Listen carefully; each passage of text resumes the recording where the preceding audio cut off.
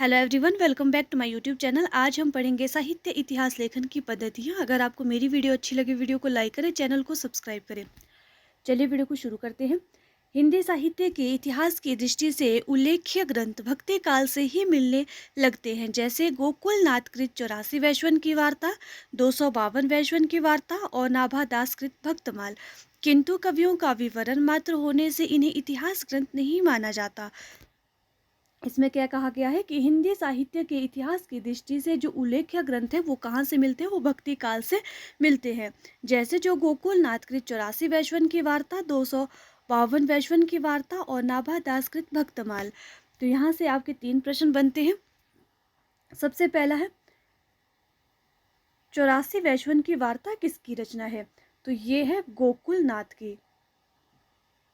दूसरा प्रश्न है 252 वैश्वन की वार्ता किसकी रचना है, तो ये है गोकुलनाथ की रचना। तीसरा प्रश्न बनेगा यहाँ से कि भक्तमाल की रचना किसने की है, तो भक्तमाल की रचना की है नाभादास ने। आगे देखते हैं।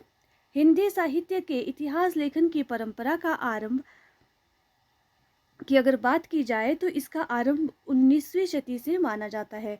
और इसका जो आरंभ किसने किया है, तो ये किया है गारसादा तासी ने। इनके जो ग्रंथ रहा है उसका नाम है इस्तबा द लित्यतुर एंदुई ए एंदोस्तानी। तो याद रखना है कि हिंदी साहित्य के इतिहास लेखन की परंपरा का आरंभ माना जाता है 19वीं शती से। और किसने ये आरंभ किया था, ये किया था गारसादा तासी ने। और इनके जो ग्रंथ का नाम है वो है इस्तबार द लालित्युतर एंदुई ए एंदोस्तानी। आगे देखते हैं। हिंदी साहित्य के इतिहास लेखन की 4 पद्धतियाँ मुख्य रही हैं। अब हम उन पद्धतियों को देखते हैं जो हिंदी साहित्य के इतिहास को लिखने में महत्वपूर्ण रही हैं। सबसे पहले बात करते हैं वर्णानुक्रम पद्धति की। जैसा कि नाम से ही पता चल रहा है कि ऐसी पद्धति जो वर्णों के क्रम के आधार पर चलती है, जो वर्ण के आधार पर जो रचनाकार है उनका विवरण इसमें किया जाता है। आगे देखते हैं। इसमें रचनाकारों का विवरण उनके नाम के प्रथम वर्ण के क्रम से दिया जाता है, कि जो रचनाकार होते हैं उनका जो विवरण होता है, जो उनके नाम होते हैं उसके प्रथम वर्ण के क्रम से दिया जाता है। उदाहरण है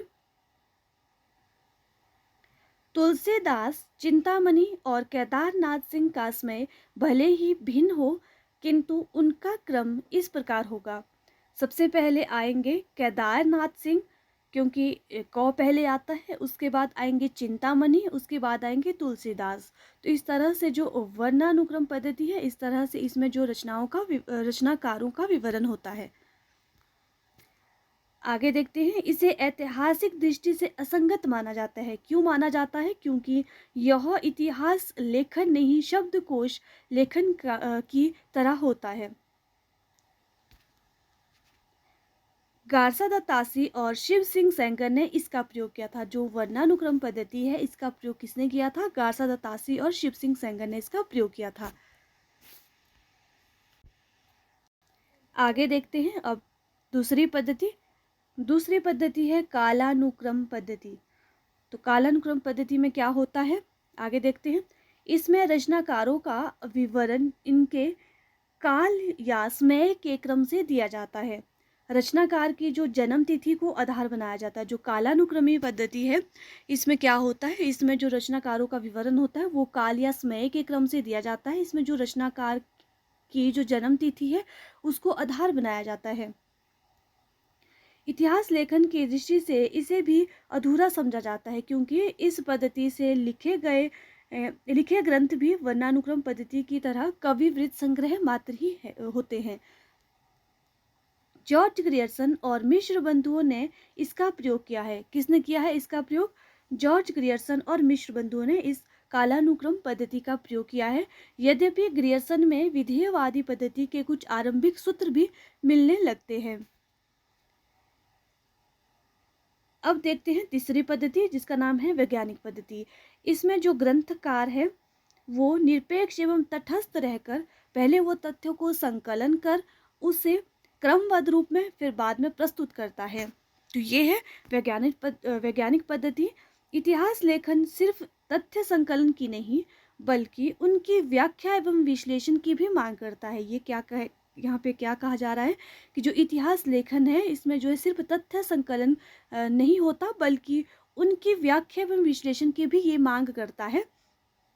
अतः इस पद्धति को भी क्या माना गया है, अपरिपक्व माना जाता है। अब आती है चौथी, जिसका नाम है विधेयवादी पद्धति।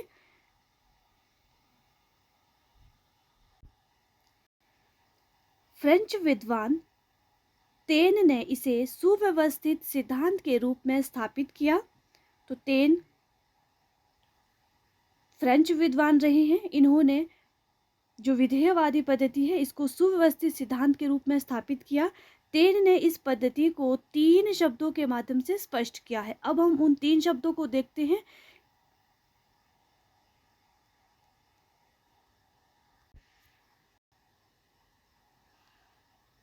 सबसे पहला है जाति, उसके बाद है वातावरण, उसके बाद है क्षण विशेष। तो ये जो है 3 शब्द हैं, जाति, वातावरण और क्षण विशेष। इस पद्धति के अनुसार किसी भी साहित्य के इतिहास को समझने के लिए उससे संबंधित जो जातीय परंपराओं, राष्ट्रीय और सामाजिक वातावरण एवं सामयिक परिस्थितियों का अध्ययन विश्लेषण आवश्यक है। क्या कहा गया है?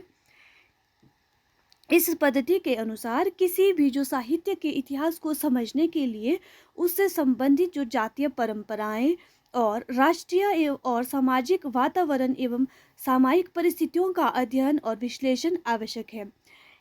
इसे इतिहास लेखन की व्यापक, स्पष्ट एवं विकसित पद्धति माना गया है। जो विधेयवादी पद्धति है इसकी बात हो रही है, इसे इतिहास लेखन की क्या माना गया है? व्यापक, स्पष्ट एवं विकसित पद्धति माना गया है, क्योंकि इसके द्वारा साहित्य की विकास प्रक्रिया को बहुत कुछ स्पष्ट किया जा सकता है। क्योंकि इसके द्वारा जो साहित्य के जो विकास की जो प्रक्रिया रही है उसको बहुत कुछ स्पष्ट किया जा सकता है। आगे देखते हैं। हिंदी में सर्वप्रथम रामचंद्र शुक्ल ने इस पद्धति का प्रयोग किया। बहुत महत्वपूर्ण पंक्ति है, कई बार परीक्षा में पूछा जाता है कि जो रामचंद्र शुक्ल है इन्होंने किस पद्धति का प्रयोग किया है। तो इन्होंने हिंदी में जो सर्वप्रथम रामचंद्र शुक्ल ने इस पद्धति का प्रयोग किया है, विधेयवादी पद्धति का। इसके बाद रामस्वरूप चतुर्वेदी, बच्चन सिंह आदि प्रख्यात साहित्यकारों ने इस पद्धति को आगे बढ़ाया।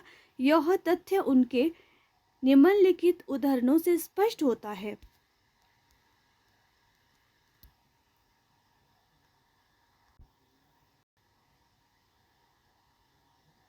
रामचंद्र शुक्ल, इनका कथन है, प्रत्येक देश का साहित्य वहां की जनता की चित्तवृत्ति का संचित प्रतिबिंब होता है। आदि से अंत तक इन्हीं चित्तवृत्तियों की परंपरा को परखते हुए साहित्य परंपरा के साथ उसका सामंजस्य बिठाना ही साहित्य कहलाता है। बहुत महत्वपूर्ण ये कथन रहा है रामचंद्र शुक्ल का। हर एग्जाम में इससे प्रश्न बनता है कि ये कथन किसका है कि प्रत्येक देश का साहित्य वहां की जनता की चित्तवृत्ति का संचित प्रतिबिंब होता है। आदि से अंत तक इन्हीं चित्तवृत्तियों की परंपरा को परखते हुए साहित्य परंपरा के साथ उसका सामंजस्य बिठाना ही साहित्य कहलाता है। तो याद रखना ये रामचंद्र शुक्ल जी का कथन है। अगला है रामस्वरूप चतुर्वेदी। इन्होंने कहा है कि कवि का काम यदि दुनिया में ईश्वर के कामों को न्यायोचित ठहराना है तो साहित्य के इतिहासकार का काम है कि कवि के कामों को साहित्य इतिहास की विकास प्रक्रिया में न्यायोचित दिखा सकना।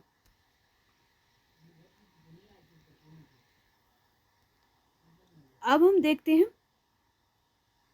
साहित्य इतिहास दर्शन को।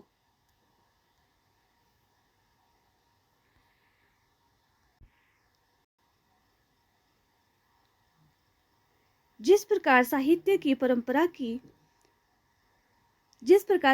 परंपरा का अध्ययन साहित्य इतिहास लेखन के माध्यम से किया जाता है, उसी प्रकार साहित्य इतिहास लेखन व उसकी परंपरा का अध्ययन साहित्य इतिहास दर्शन करता है।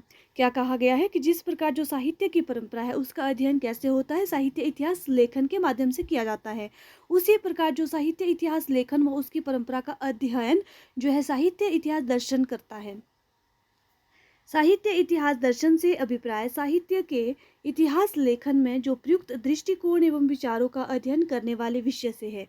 तो जो साहित्य इतिहास दर्शन से क्या अभिप्राय है, साहित्य के इतिहास लेखन में जो प्रयुक्त दृष्टिकोण है एवं विचार है उसका जो अध्ययन करने वाले विषय से है। आगे देखते हैं, हिंदी में जो नलिन विलोचन शर्मा ने इस तरह का उल्लेख्य ग्रंथ लिखा है। जो नलिन विलोचन शर्मा है, इन्होंने एक ग्रंथ लिखा है जिसका नाम है साहित्य इतिहास का दर्शन। आगे देखते हैं, मैनेजर पांडे का इतिहास एवं साहित्य दृष्टि भी इसी प्रकार का ग्रंथ है। जो मैनेजर पांडे हैं, इन्होंने भी एक ग्रंथ लिखा है जिसका नाम है इतिहास एवं साहित्य दृष्टि। साहित्य इतिहास दर्शन का संबंध इतिहास दर्शन से है। इतिहास दर्शन के जनक को लेकर मतभेद है। जो इतिहास दर्शन के जनक है उनके विषय में विद्वानों में मतभेद रहे हैं। सबसे पहले हम देखते हैं, कालिंगवुड के अनुसार इन्होंने वाल्तेयर को माना है, सामान्यतः इन्हें ही माना जाता है।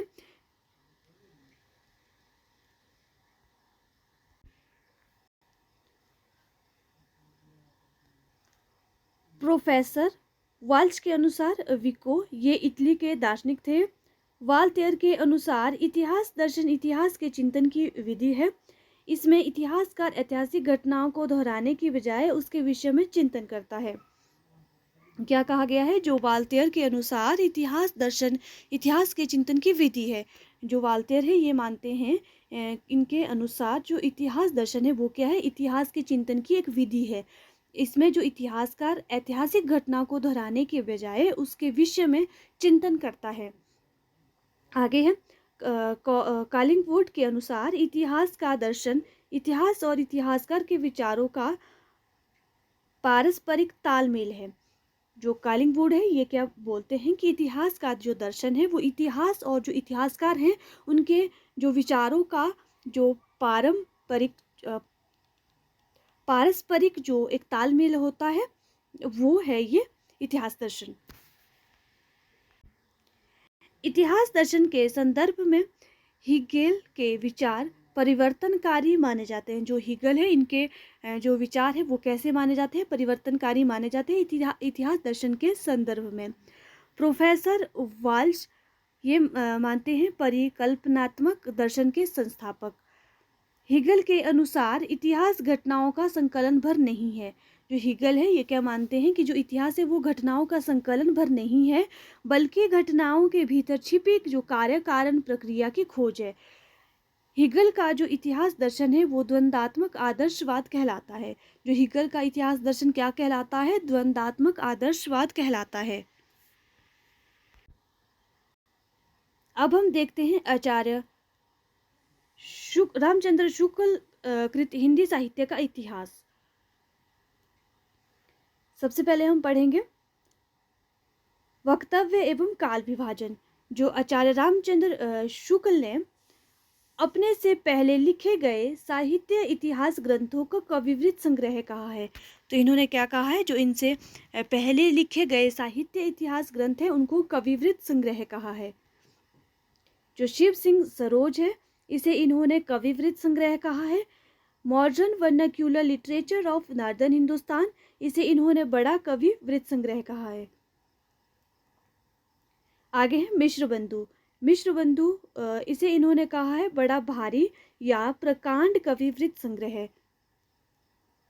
नामकरण जो है इन्होंने दो आधारों पर किया है। सबसे पहला है काल विवाह के भीतर प्राप्त होने वाली विशेष ढंग की रचनाओं की प्रचुरता व उनके स्वरूप के अनुसार। पहला क्या है? जो काल विवाह के भीतर जो प्राप्त होने वाली विशेष ढंग की रचनाओं की प्रचुरता व उनके स्वरूप के अनुसार। दूसरा है ग्रंथों की प्रसिद्धि के आधार पर, क्योंकि प्रसिद्धि भी किसी काल की लोक प्रवृत्ति की प्रतिध्वनि है। जो ग्रंथ है उनकी प्रसिद्धि के आधार पर, क्योंकि जो प्रसिद्धि भी किसी काल की लोक प्रवृत्ति की प्रतिध्वनि है। तो इन जो दो आधारों पर इन्होंने नामकरण किया है। आगे है किसी काल के विस्तार को लेकर यूं ही पूर्व और उत्तर नाम देकर दो हिस्से कर डालना ऐतिहासिक विभाग नहीं कहला सकता।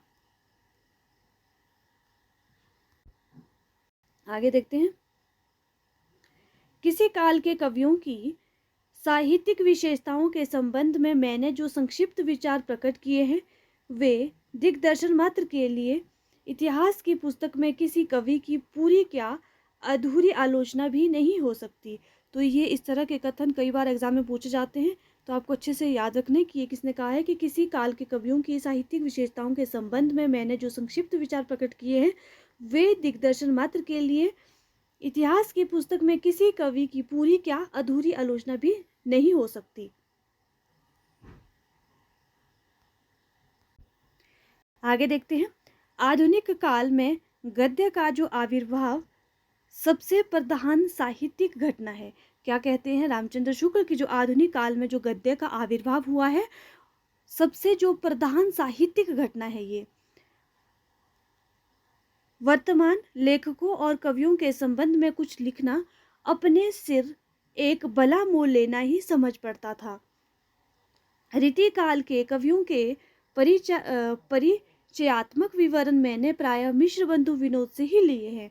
क्या कहते हैं कि जो रीति काल के कवियों के जो परिचयात्मक विवरण इन्होंने किए हैं वो इन्होंने कहाँ से लिए हैं? मिश्र बंधु विनोद से ही इन्होंने ये लिए हुए हैं। मिश्र बंधु विनोद के अतिरिक्त सामग्री सहयोग के लिए इन ग्रंथों के नाम शुक्ल जी ने दिए हैं। क्या कहते हैं शुक्ल जी के जो मिश्र बंधु विनोद के अतिरिक्त जो है इन्होंने जो सहयोग लिया है, किस सामग्री का जो सहयोग लिया है, इन ग्रंथों के नाम शुक्ल जी ने यहाँ पर दिए हुए हैं। सबसे पहला है हिंदी कोविद रत्नमाला, बाबू श्याम सुंदर दास की है। और उसके बाद है कविता कौमुदी, ये है राम नरेश त्रिपाठी। फिर है ब्रज माधुरी सार, ये है वियोगी हरि जी। तो इन जो ग्रंथों से शुक्ल जी ने अपने जो सहयोग की जो सामग्री है वो यहाँ से ली है। आगे देखते हैं। मेरा उद्देश्य अपने साहित्य के इतिहास का एक पक्का और व्यवस्थित ढांचा खड़ा करना था, ना कि कवि कीर्तन करना। ये पंक्ति भी बहुत महत्वपूर्ण है कि मेरा उद्देश्य अपने साहित्य के इतिहास का एक पक्का और व्यवस्थित ढांचा खड़ा करना था, ना कि कवि कीर्तन करना। ये कथन किसका है? तो ये रामचंद्र शुक्ल जी का कथन है।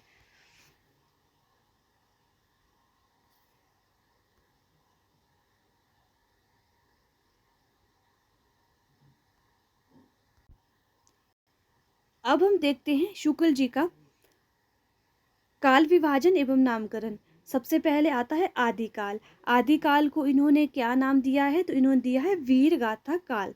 बहुत महत्वपूर्ण है जो नामकरण रहा है, इससे एक प्रश्न बनता है। तो आपको ध्यान रखना है कि जो आदिकाल को रामचंद्र शुक्ल ने क्या नाम दिया है? तो वो दिया है वीर गाथा काल। और इसका समय कब से कब तक माना है?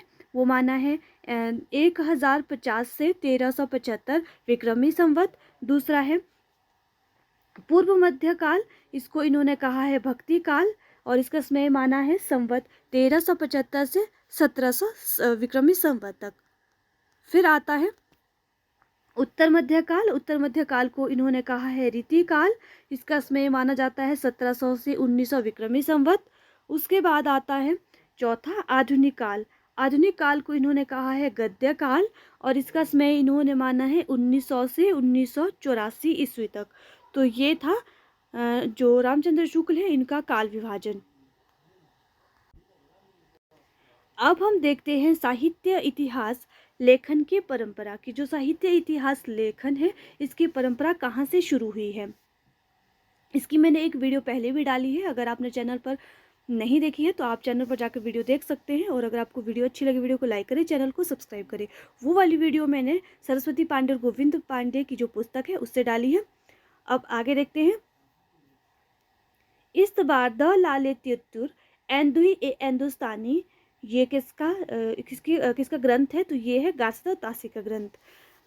इसमें उर्दू और हिंदी के 738 कवियों का विवरण उनके अंग्रेजी वर्ण क्रम से दिया गया था। केवल 72 कवि हिंदी से संबंधित थे। क्या कहा गया है कि जो इस बार द लालित्योत्तर एंदुई ए हिंदुस्तानी है, ये किसका ग्रंथ है? ये है गासदा तासी का ग्रंथ। ये जो है 2 भागों में विभक्त है। पहला जो इसका भाग है वो है 1839 ईस्वी, प्रथम भाग रहा है। दूसरा है 1847 ईस्वी, ये इसका द्वितीय भाग है। और इसका जो दूसरा संस्करण है वो 1871 ईस्वी में आया। इसमें जो है 3 खंड कर दिए गए।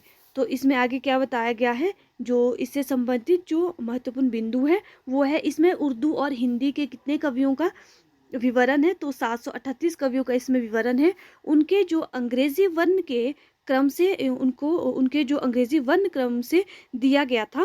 केवल जो 72 कवि हैं इसमें जो हिंदी के हैं, बाकी जो कवि हैं वो उर्दू के हैं। आगे देखते हैं, यह फ्रेंच भाषा में लिखा गया था। तो जो पहला जो इतिहास ग्रंथ है वो किस भाषा में लिखा गया था, तो ये लिखा गया था फ्रेंच भाषा में। याद रखना है कि जो गार्सिया तासी है इन्होंने किस भाषा में इस्तबार द ला लिटरेचर हिंदुस्तानी लिखा है, तो ये लिखा है फ्रेंच भाषा में। एंदुई का अर्थ हिंदवी अर्थात हिंदी और हिंदुस्तानी का हिंदुस्तानी उर्दू था। इसे ब्रिटेन और आयरलैंड की प्राच्य साहित्य अनुवादक समिति की ओर से पेरिस में प्रकाशित किया गया था। तो इसे कहाँ पर प्रकाशित किया गया था, इसे ब्रिटेन और आयरलैंड की प्राच्य साहित्य अनुवादक समिति की ओर से पेरिस में प्रकाशित किया गया था। इसमें जो है काल विभाजन और नामकरण का कोई प्रयास नहीं किया गया था। डॉक्टर लक्ष्मी सागर वार्ष्णेय ने इस ग्रंथ में वर्णित जो हिंदी रचना कारों संबंधी सामग्री का हिंदी अनुवाद हिंदुई साहित्य का इतिहास शीर्षक से कब किया था, ये क्या था, 1952 ईस्वी में प्रकाशित करवाया।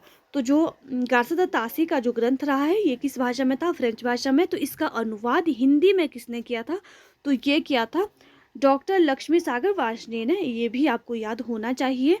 और किस नाम से इन्होंने ये अनुवाद किया था, हिंदुई साहित्य का इतिहास नाम से, और ये इसका शीर्षक था। और कब किया था, 1952 में ये इन्होंने प्रकाशित करवाया था। अब दूसरा नाम आता है तजकिराई शुअराई हिंदी। ये किसका ग्रंथ है, ये है मौलवी करीमुद्दीन का। 1848 ईस्वी का ये ग्रंथ रहा है।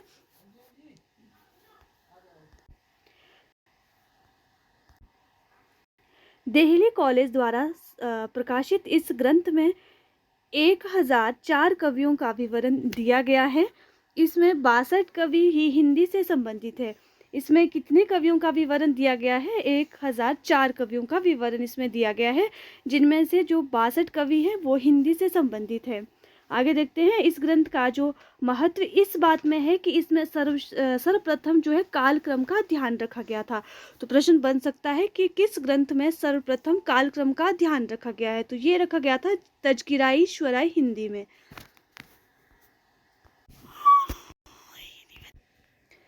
किंतु इसमें नामकरण नहीं किया गया था। इसमें कालक्रम का ध्यान रखा गया था पर नामकरण इसमें नहीं किया गया था। इसे तबका शशुअरा भी कहा जाता है। आगे देखते हैं, भाषा काव्य संग्रह। तो भाषा काव्य संग्रह किसका ग्रंथ है, तो ये है महेश दत्त शुक्ल का।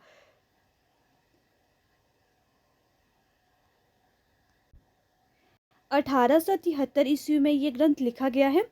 अब हम इसके महत्वपूर्ण बिंदुओं को देखते हैं।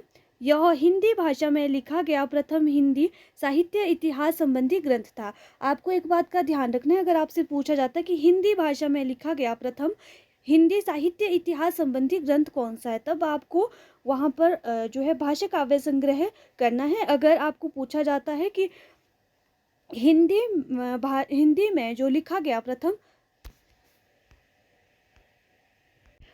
जो हिंदी साहित्य संबंधी ग्रंथ रहा है, तो वो रहा है इस्तबार द ला लिटरेचर हिंदुस्तानी।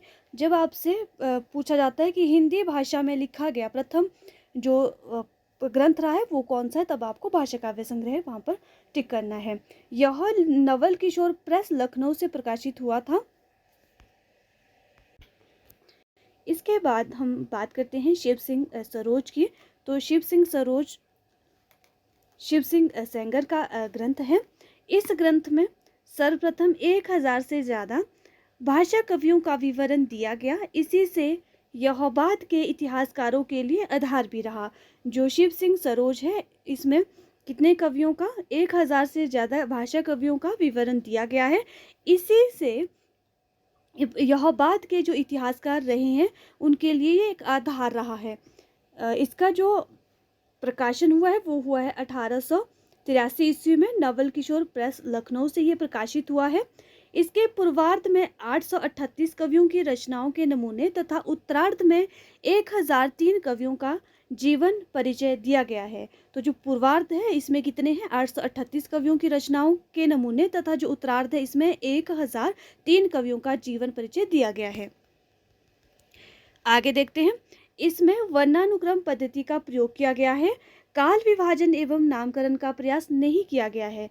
तो जो शिव सिंह सरोज है इसमें वर्णानुक्रम पद्धति का प्रयोग किया गया है, और जो काल विभाजन और एवं नामकरण है इसका प्रयास नहीं किया गया है। इस ग्रंथ को हिंदी साहित्य के इतिहास का प्रस्थान बिंदु भी कहा जाता है। पूछा जा सकता है कि जो हिंदी साहित्य के इतिहास का प्रस्थान बिंदु किस ग्रंथ को कहा जाता है, तो वो कहा जाता है शिव सिंह सरोज को। आज के लिए बस इतना ही। अब मिलते हैं नेक्स्ट वीडियो में। अगर आपको मेरी वीडियो अच्छी लगे, वीडियो को लाइक करें, चैनल को सब्सक्राइब करें।